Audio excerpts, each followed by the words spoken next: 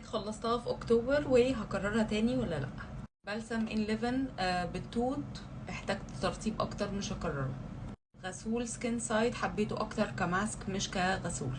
كريم الريتينول من ادفانس كلينيكالز السبا سايز، حبيته جدا بصراحة واكيد احب ان انا اكرره. محلول التساقط من ذا انكي ليست اللي هو كافين ستيميوليتنج سكالب تريتمنت، ما شفتش منه اي نتيجة بصراحة واكيد مش هكرره. سكراب الكوكونات والقهوة من سانت ايفز، احب ان انا اكرره بس لجسمي بس. هير ماسك اناكتو بالكوكونات، لذيذ مش وحش بس ما يخلينيش ان انا اكرره يعني. ماسك الشعر من اروما ارجان، حلو جدا، كنت كلمتكم عنه قبل كده بس سعره بقى غالي جدا جدا فاكيد مش هكرره. غسول لوريال جلايكوليك برايت، حلو جدا بينظف البشرة كويس جدا بس اكيد مش هكرره.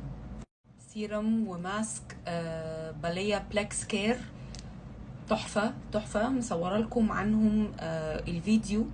اكيد احب ان انا اكررهم لان هم بجد حلوين جدا جدا فوق ما تتخيلوا، فوق ما تتخيلوا، تحفة بجد واكيد احب ان انا اكررهم تاني. بلايت سكسي كنت كلمتكم عنه قبل كده، اكيد احب ان انا اكرره تاني. هكمل بقى في بارت 2.